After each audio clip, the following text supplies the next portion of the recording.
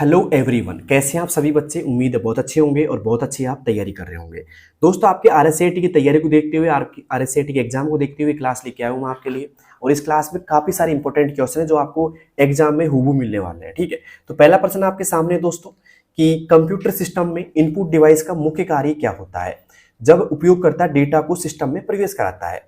बताइए दोस्तों, क्या होगा इसका सही जवाब कि जब कंप्यूटर सिस्टम में इनपुट डिवाइस का मुख्य कार्य क्या होता है जब उपयोगकर्ता डेटा को सिस्टम में प्रवेश कराता है। पहला ऑप्शन डेटा को संग्रहित कराना, दूसरा डेटा को प्रोसेस करना, तीसरा ऑप्शन डेटा को सिस्टम में भेजना या डेटा को प्रदर्शित करना। क्या होगा दोस्तों सही जवाब इसका। उम्मीद करता हूं पहले प्रश्न का जवाब आप सभी बच्चे सही देंगे।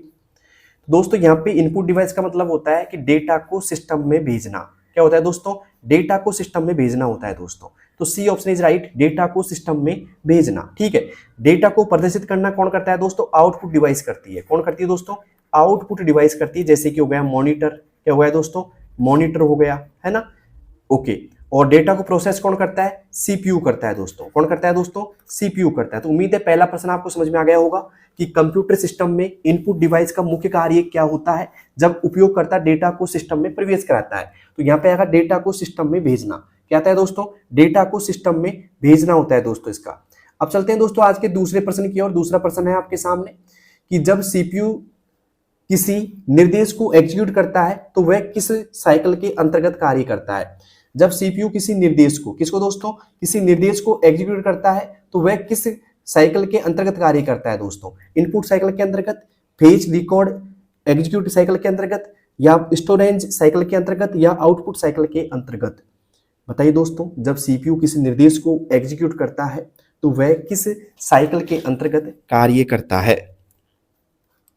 चार ऑप्शन आपके सामने और आपको कौन सा ऑप्शन यहाँ पे एकदम ठीक लग रहा है उस ऑप्शन में टिक कर दीजिए जल्दी से। तो यहाँ पे आएगा दोस्तों फेच, डिकोड, एग्जीक्यूट साइकिल के अंतर्गत। फेच, डिकोड, एग्जीक्यूट साइकिल के अंतर्गत। B option is right. क्या आएगा दोस्तों, बी ऑप्शन इज राइट। अब चलते हैं दोस्तों आज के तीसरे प्रश्न की ओर। तीसरा प्रश्न पूछ रहा है आपसे कि निम्न में से कौन सी मेमोरी अस्थायी होती है और बिजली बंद होने पर डेटा नष्ट हो जाता है। निम्न में से कौन सी मेमोरी अस्थायी होती है और बिजली बंद होने पर डेटा नष्ट हो जाता है। रोम, हार्ड डिस्क, रैम या डीवीडी। बताइए दोस्तों, क्या होगा इसका सही जवाब। निम्न में से कौन सी मेमोरी अस्थायी होती है और बिजली बंद होने पर डेटा नष्ट हो जाता है भाई। इनमें से तो रोम का होता है, हार्ड डिस्क का होता है, रैम का होता है या डीवीडी का होता है। तो बात करें दोस्तों अस्थायी मेमोरी की, जो बिजली जाने पर डेटा नष्ट हो जाता है, तो वो होता है दोस्तों एक तरीके से रैम का। किसका होता है भाई साहब, रैम का होता है। C option is right. अब चलते हैं दोस्तों आज के चौथे प्रश्न की ओर। यदि किसी कंप्यूटर में मालवेयर प्रवेश करता है तो इसका मुख्य क्या प्रभाव होगा। यदि किसी कंप्यूटर में मेलवेयर प्रवेश कर जाता है तो इसका मुख्य क्या प्रभाव होगा। सिस्टम तेज हो जाएगा, डेटा सुरक्षित रहेगा, सिस्टम धीमा या खराब हो सकता है, इंटरनेट बंद हो जाएगा। दोस्तों यहाँ पे जो सही जवाब होने वाला है वो होगा दोस्तों सिस्टम धीमा या खराब हो सकता है। सिस्टम धीमा या क्या हो सकता है दोस्तों, खराब हो सकता है। C option is right. अब चलते हैं दोस्तों आज के पांचवें प्रश्न की ओर। पांचवा प्रश्न पूछ रहा है आपसे कि ऑपरेटिंग सिस्टम का मुख्य कार्य क्या है जब वह हार्डवेयर और सॉफ्टवेयर के बीच इंटरफेस बनाता है। ऑपरेटिंग सिस्टम का मुख्य कार्य क्या है जब वह हार्डवेयर और सॉफ्टवेयर के बीच इंटरफेस बनाता है। केवल गेम चलाना, उपयोगकर्ता को इंटरनेट देना, केवल फाइल सेव करना, या हार्डवेयर और सॉफ्टवेयर को नियंत्रित करना। दोस्तों बात करें ऑपरेटिंग सिस्टम की यहाँ पे, तो ये होता है दोस्तों हार्डवेयर और सॉफ्टवेयर को नियंत्रित करना। क्या दोस्तों, हार्डवेयर और सॉफ्टवेयर को नियंत्रित करना कार्य होता है दोस्तों इसका। तो यहाँ पे आएगा पांचवें में D option is right. Hardware और सॉफ्टवेयर को नियंत्रित करना होता है दोस्तों। उम्मीद करूंगा पांचवें में डी पे आपने टिक कर लिया होगा। अब चलते हैं दोस्तों आज के छठे प्रश्न की ओर। छठा प्रश्न है कि जब आप किसी डॉक्यूमेंट को सेव करते हैं तो वह किस प्रकार की मेमोरी में स्थायी रूप से संग्रहित होता है। जब आप किसी डॉक्यूमेंट को सेव करते हैं तो वह किस प्रकार की मेमोरी में स्थायी रूप से संग्रहित होता है। रैम में, कैश मेमोरी में, सेकेंडरी स्टोरेज में, या रजिस्टर में। क्या होगा दोस्तों सही जवाब इसका। तो दोस्तों ऐसी कंडीशन में वो जो होगा वो सेकेंडरी मेमोरी में स्टोरेज होगा। किसमें दोस्तों, सेकेंडरी मेमोरी में होगा। तो यहाँ पे आएगा सी ऑप्शन इज राइट। क्या आएगा दोस्तों, सी ऑप्शन इज राइट। क्योंकि यहाँ पे बात करें कैश मेमोरी की, ये भी अस्थायी होती है आपकी। ठीक है, बात करें यहाँ पे रैम की तो ये भी अस्थायी होती है भाई साहब। और बात करें यहाँ पे रजिस्टर की तो ये भी दोस्तों अस्थायी मेमोरी होती है। ठीक है, यहाँ पे आएगा स्थायी मेमोरी कौन सी है दोस्तों, यहाँ पे सेकेंडरी स्टोरेज रहती है। जैसे कि एग्जांपल दूं मैं आपको, HDD मतलब हार्ड डिस्क। ओके ठीक है, अब चलते हैं दोस्तों आज के 7वें प्रश्न की ओर। 7वां प्रश्न क्या पूछ रहा है आपसे कि MS वर्ड में बोल्ड का ऑप्शन का उपयोग किस उद्देश्य के लिए किया जाता है। MS वर्ड में बोल्ड ऑप्शन का उपयोग किस उद्देश्य के लिए किया जाता है। टेक्स्ट को हटाने के लिए, टेक्स्ट को मोटा करने के लिए, टेक्स्ट को छोटा करने के लिए, टेक्स्ट का रंग बदलने के लिए। दोस्तों बोल्ड की बात की जाए जिसकी शॉर्टकट की क्या होती है, Ctrl+B होती है। क्या होती है दोस्तों, कंट्रोल के साथ में बी प्रेस करेंगे जब बोल्ड होता है। तो बोल्ड करने का मतलब सीधा सा होता है उपयोग इसका, टेक्स्ट को मोटा या गाढ़ा किया जा सकता है। तो बी ऑप्शन इज राइट। 7वें में क्या आएगा बच्चों, बी ऑप्शन आएगा, टेक्स्ट को मोटा या गाढ़ा करने के लिए। ठीक है, अब चलते हैं दोस्तों आज के 8वें प्रश्न की ओर। 8वां प्रश्न पूछ रहा है आपसे MS एक्सेल में यदि किसी सेल में फॉर्मूला लगाया जाता है, MS एक्सेल में यदि किसी सेल में फॉर्मूला लगाया जाता है तो उसका परिणाम किस रूप में दिखाई देता है। MS एक्सेल में यदि किसी सेल में फॉर्मूला लगाया जाता है तो उसका परिणाम किस रूप में दिखाई देता है, कैलकुलेटेड वैल्यू में, एरर में, टेक्स्ट में या ब्लैंक में। बताइए दोस्तों क्या होगा इसका सही जवाब। तो एक्सेल में यदि किसी सेल में फॉर्मूला लगाया जाता है तो उसका परिणाम होगा दोस्तों कैलकुलेटेड वैल्यू में। किसमें दोस्तों, कैलकुलेटेड वैल्यू में होगा, मतलब ए ऑप्शन इज राइट।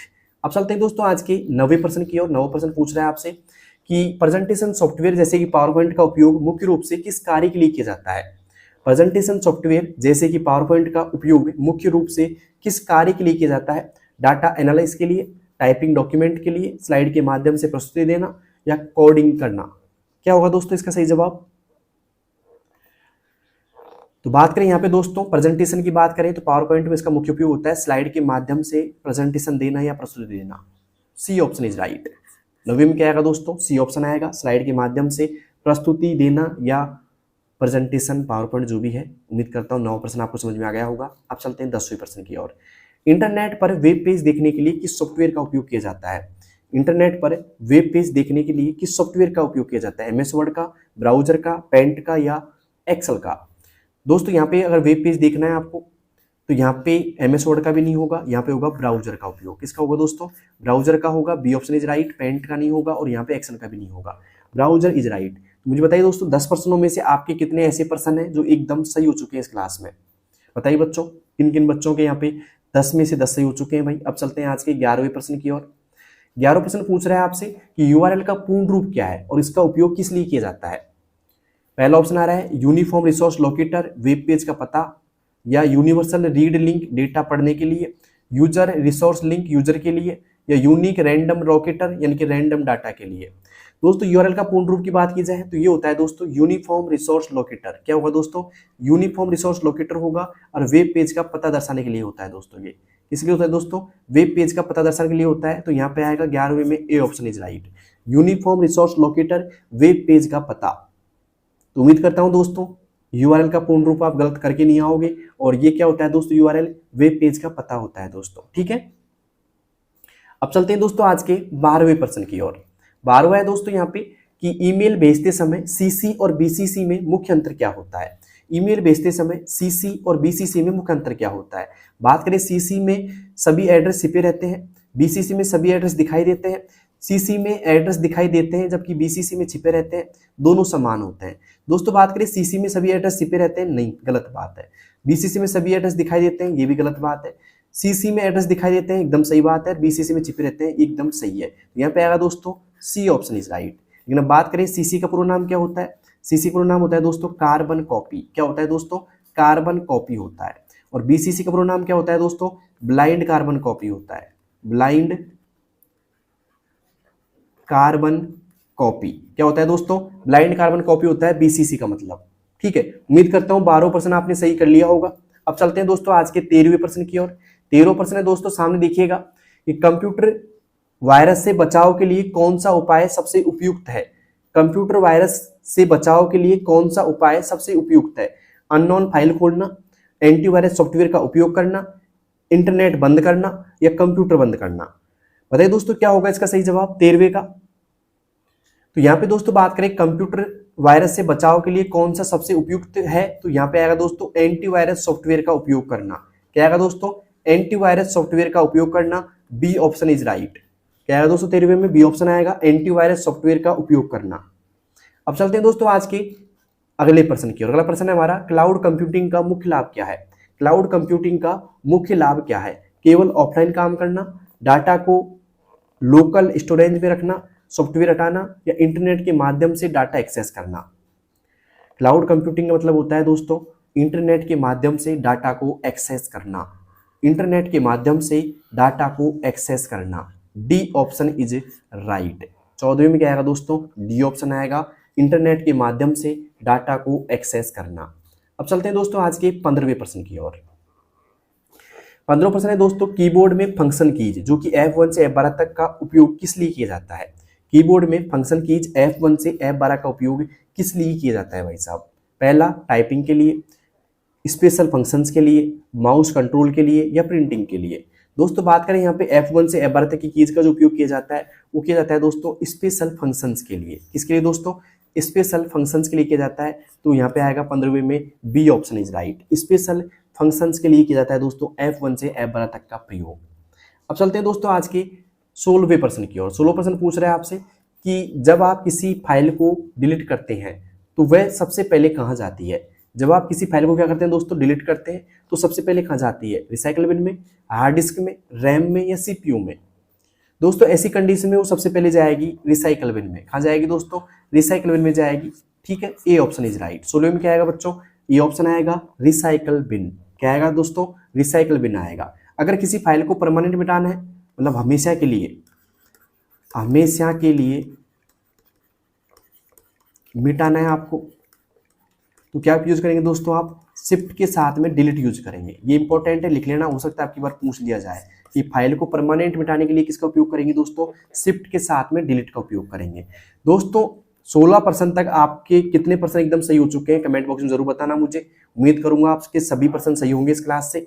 अब चलते हैं दोस्तों आज के 17वें प्रश्न की ओर।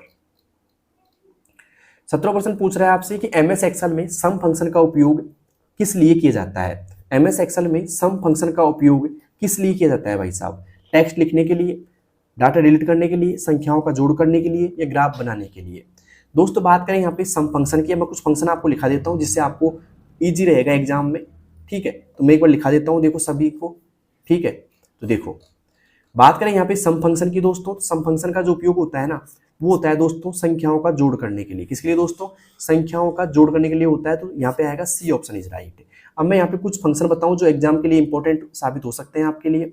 एक आता है दोस्तों फंक्शन यहाँ पे काउंट का फंक्शन। किसका दोस्तों? काउंट का आता है। मैं बता रहा हूँ दोस्तों यहाँ पे मैक्स का फंक्शन। एक आ रहा है यहाँ पे सी में दोस्तों बात करें लेन का फंक्शन। ठीक है, एक आता है डी में बात करें यहाँ पे लेफ्ट का फंक्शन, LEFT है ना, LEFT लेफ्ट का फंक्शन है ना। एक हो गया दोस्तों साथ में राइट का फंक्शन। ठीक है, ई में हो गया दोस्तों आपके COUNT काउंट ए का फंक्शन। ठीक है, और एफ में हो गया दोस्तों यहाँ पे काउंट ब्लैंक का फंक्शन, COUNT और BLAN के काउंट ब्लैंक का फंक्शन। एक हो गया दोस्तों आपके यहाँ पे मैंने ABC लिख दी तो कोई बात नहीं, ए लिख देते हैं यहाँ पे। और एक हो गया दोस्तों आपके इफ का फंक्शन। तो ये काम क्या आते हैं दोस्तों? देखिएगा, काउंट क्या करता है? सिर्फ नंबर गिनने का काम करता है। ध्यान देना, मैं बोल रहा हूँ इसे ध्यान रखना। सिर्फ नंबर गिनने का काम कौन करता है दोस्तों? काउंट का फंक्शन करता है। मैक्सिमम दोस्तों अधिकतम वैल्यू निकालने के लिए, अधिकतम वैल्यू काउंट करने, वैल्यू निकालने के लिए सॉरी, या फिर मिनिमम का क्या होता है दोस्तों? न्यूनतम वैल्यू निकालने के लिए होता है। लेन का क्या करता है दोस्तों? लेंथ काउंट करने के लिए, अक्षरों की लेंथ काउंट करने के लिए काम करता है दोस्तों ये। लेफ्ट राइट क्या करता है दोस्तों? लेफ्ट और राइट से अक्षरों को गिनता है। लेफ्ट और राइट से अक्षरों को गिनता है कौन? Left right. काउंट का एक का क्या करता है दोस्तों? सभी भरी हुई सेलों को गिनता है, सभी भरी हुई सेलों को गिनता है, भरी हुई सेल्स को गिनता है। ठीक है, काउंट ब्लैंक का करें तो सभी खाली सेलों को गिनता है, सभी खाली सेलों को क्या करता है दोस्तों? गिनता है। इफ की बात करें दोस्तों तो शर्तों के आधार पर कार्य करता है, शर्तों के आधार पर क्या करता है दोस्तों? कार्य करता है। कंडीशन के आधार पर दोस्तों क्या करता है दोस्तों? ये कार्य करता है। उम्मीद करता हूं दोस्तों ये फंक्शन आपको इंपॉर्टेंट लगे होंगे। ठीक है, अब बात करते हैं दोस्तों आज के अगले प्रश्न की। अगला प्रश्न हमारे पास में 18वां यहाँ पे कि इंटरनेट बैंकिंग का उपयोग करते समय सबसे महत्वपूर्ण सुरक्षा उपाय क्या है? पासवर्ड शेयर करना, पब्लिक कंप्यूटर उपयोग करना, स्ट्रॉन्ग पासवर्ड रखना, या ब्राउजर बंद करना?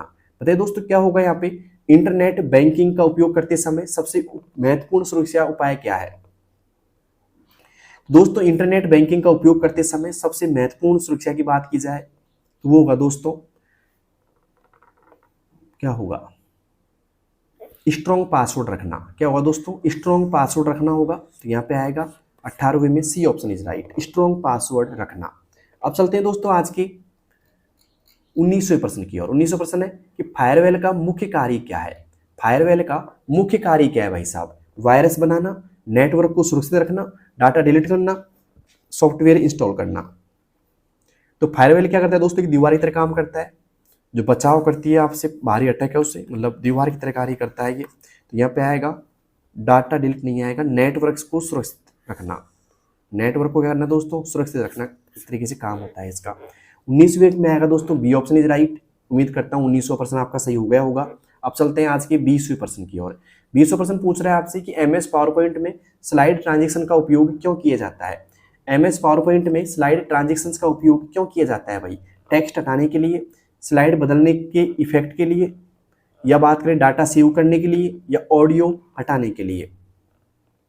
तो एमएस पावर पॉइंट में जो स्लाइड ट्रांजिशन का उपयोग किया जाता है ना, वो किया जाता है जैसे मान लो एक स्लाइड आपके पास में, इस स्लाइड से आप इस स्लाइड में जाना चाहते हैं, तो अगर मान लो जाने पर जो यहाँ पे एक तरीके से बदलाव नजर आता है, मतलब दोनों के बीच में जो इफेक्ट नजर आता है, उसे हम बोलेंगे दोस्तों स्लाइड ट्रांजिशन। क्या बोलेंगे दोस्तों, स्लाइड ट्रांजिशन। क्या बोलेंगे, जब दो एक स्लाइड से दूसरी स्लाइड पे जाने पर जो इफेक्ट दिखाई देता है, विजुअल इफेक्ट, उसे हम क्या बोलेंगे, स्लाइड ट्रांजिशन से बोलेंगे। ठीक है, जबकि अगर मान लो एक ही और मतलब स्लाइड के अंदर कोई ऑब्जेक्ट मूवमेंट कर रहा है, ठीक है, तो उसे हम बोलेंगे एनिमेशन। क्या बोलेंगे दोस्तों, स्लाइड एनिमेशन बोलते हैं उसको। क्या बोलते हैं दोस्तों, स्लाइड एनिमेशन बोलते हैं। अगर मान लो एक ही ऑब्जेक्ट यहाँ पे रन कर रहा है, मूव हो रहा है, तो ठीक है। तो यहाँ पे आएगा स्लाइड बदलने के लिए, इफेक्ट के लिए, स्लाइड बदलने के इफेक्ट के लिए बी ऑप्शन इज राइट। 20वें में क्या आएगा बच्चों, बी ऑप्शन आएगा। उम्मीद करूंगा आपको समझ में आ गया होगा 20वां प्रश्न भी। तो आपके इन 20 प्रश्नों में से कितने प्रश्न ऐसे हैं जो एकदम सही हो चुके हैं, ठीक है, तो कमेंट बॉक्स में बताना मुझे। साथ में अगर क्लास आपको इंपॉर्टेंट लग रही है, आपको लग रहा है कि इंपॉर्टेंट है, तो उन बच्चों के पास जरूर शेयर करो जिनकी RSCAT के एग्जाम है, ठीक है। तो जल्दी शेयर कीजिएगा, हो सकता है आपकी वजह से बच्चों पास हो जाए और अच्छी से पढ़ाई कर ले, होगी, ठीक है। अब चलते हैं 21वें प्रश्न की ओर। 21वां है ALU का कार्य क्या है। ALU का कार्य क्या है भाई, strong input, storage input output, या फिर अरिथमेटिक एंड लॉजिकल ऑपरेशंस। दोस्तों यहाँ पे बात करें, ALU का पूरा नाम होता है अरिथमेटिक लॉजिक यूनिट होता है, और इसका कार्य होता है दोस्तों अरिथमेटिक एंड लॉजिकल ऑपरेशंस। क्या होता है दोस्तों, अरिथमेटिक एंड लॉजिकल ऑपरेशंस इसका कार्य होता है दोस्तों। तो 21वें में आएगा दोस्तों D option is right, arithmetic and logical operations. 21वें में क्या आएगा बच्चों, डी ऑप्शन आएगा, अरिथमेटिक एंड लॉजिकल ऑपरेशंस। अब चलते हैं दोस्तों आज के 22वें प्रश्न की ओर। 22वां प्रश्न हमारा, हाइपरलिंक का उपयोग किसके लिए किया जाता है। हाइपरलिंक का उपयोग किसके लिए किया जाता है, टेक्स्ट कलर बदलने के लिए, फॉन्ट साइज बदलने के लिए, पेज डिलीट करने के लिए, या दूसरे डॉक्यूमेंट या वेब पेज पे जाने के लिए। तो हाइपरलिंक का एक सीधा सा मतलब है दोस्तों, अगर मान लो आप एक पेज से, एक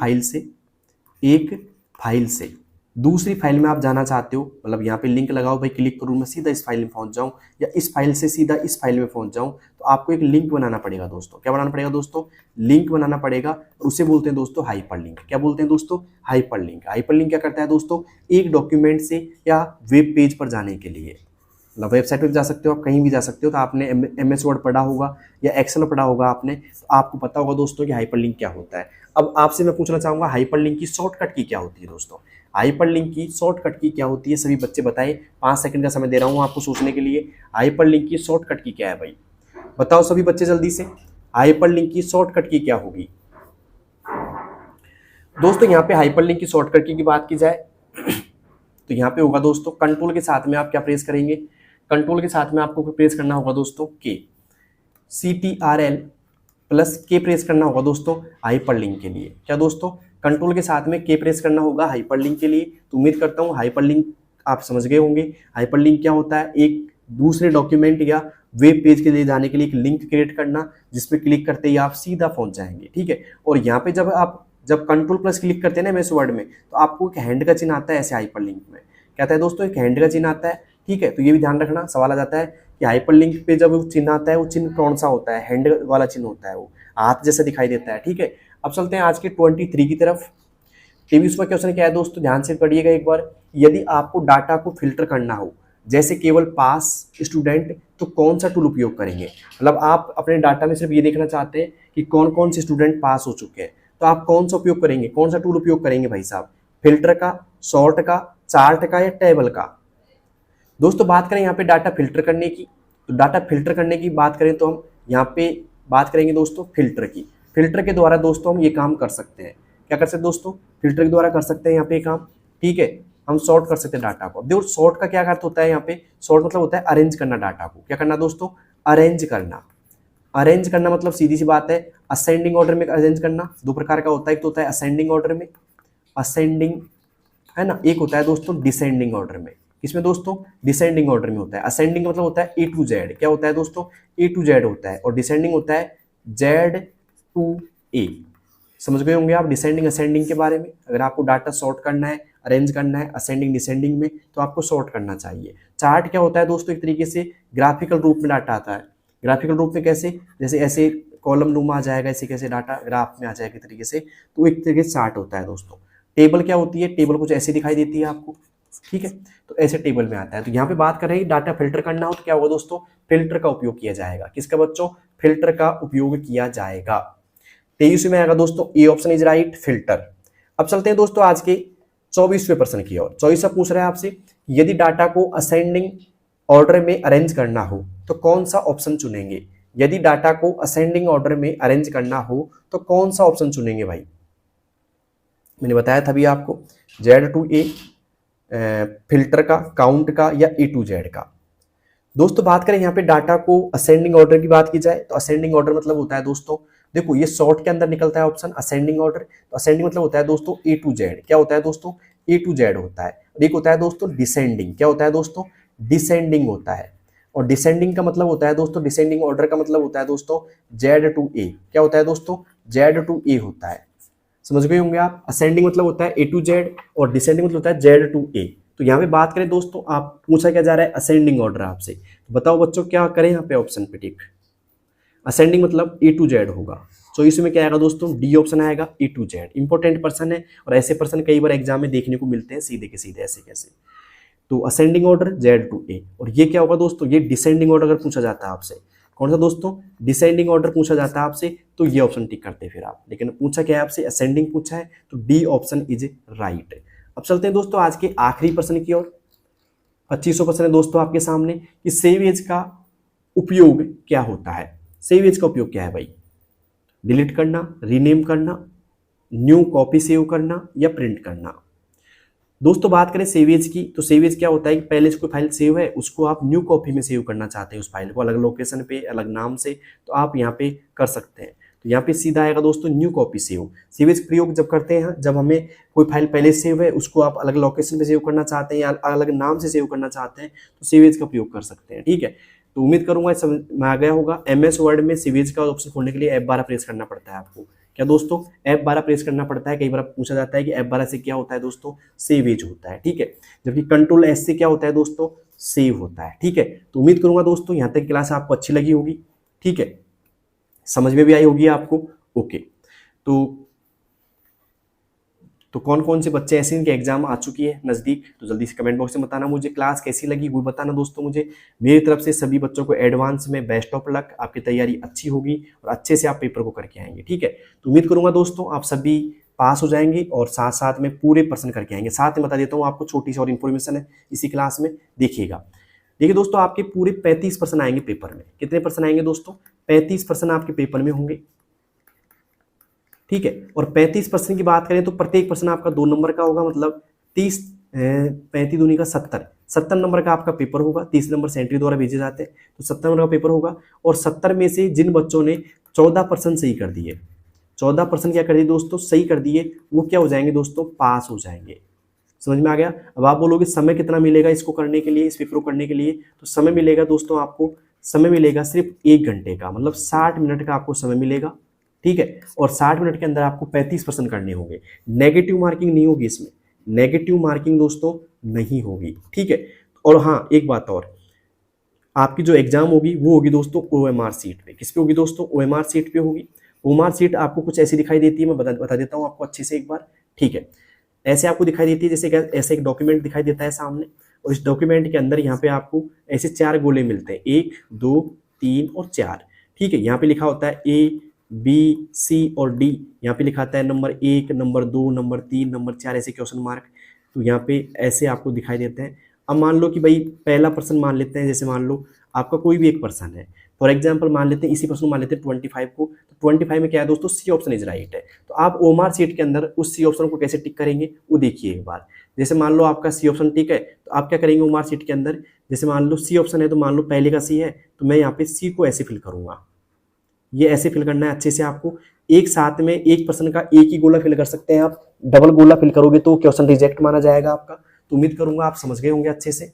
भाई ऐसे आपको फिल करना है, लगातार 2 गोले काले नहीं करने हैं आपको, एक ही फिल करना है बस, ठीक है, एक पर्सन में, वरना क्वेश्चन रिजेक्ट माना जाएगा आपका फिर, है ना। तो ये पोजीशन सही है, यहाँ पे एक ही फिल करेंगे। अगर मान लो आपने ऐसे 2 फिल कर दिए, तीसरा पर्सन है उसमें आपने इसको फिल कर दिया और साथ में इसको भी कर दिया, तो 2-2 हो गए ना भाई साहब, ऐसा रिजेक्ट माना जाएगा क्वेश्चन, वो काउंट ही नहीं होगा फिर, ठीक है। तो आपको पूरा करना है। कई लोग क्या करते हैं, हल्का सा कर देते हैं, बस इतना सा कर दिया बस, तो ये भी पूरा फिल नहीं हुआ, ध्यान रखना। तो ओमार पढ़ने में, इसको रीड करने में दिक्कत हो सकती है, तो ऐसा नहीं करना, आपको पूरा ऐसे कैसे गोला अच्छे से फिल करना है, ठीक है, कोई दिक्कत नहीं है। ओके, तो उम्मीद करूंगा ये भी आप समझ गए होंगे अच्छे से। तो कैसी रही आज की क्लास आपकी, उम्मीद करूंगा बहुत अच्छी रही। और इन 25 प्रश्नों में से आपके कितने पर्सन ऐसे हैं जो एकदम सही हो चुके हैं भाई, जल्दी से मुझे बताओ कितने पर्सन ऐसे हैं जो एकदम सही हो चुके हैं इस क्लास से, जल्दी से आप कमेंट बॉक्स में मुझे बता सकते हैं। तो मिलते हैं दोस्तों एक अगली क्लास में, तब तक के लिए बेस्ट ऑफ लक, अपनी तैयारी को अच्छी करती रहिएगा। और मेरी जो मैराथन क्लास है ना, मैंने दी है चैप्टर 1 से 15 तक की, 1 से 15 तक की मैराथन क्लास दी है मैंने दोस्तों, देखिए एक बार यहाँ पे प्ले लिस्ट में जाकर के, तो आप आराम से उसको एक बार देखिएगा और पूरे पर्सन देखने की कोशिश करना। अगर समय ज्यादा लग रहा है तो आप 2x कर लीजिए, जल्दी से 2x कर लो और एग्जाम से पहले उसको देख लो, आपको बहुत बेनिफिट मिलेगा उससे, ठीक है। तो मिलते हैं दोस्तों अगली क्लास में, तब तक के लिए बेस्ट ऑफ लक, धन्यवाद, थैंक यू, बाय।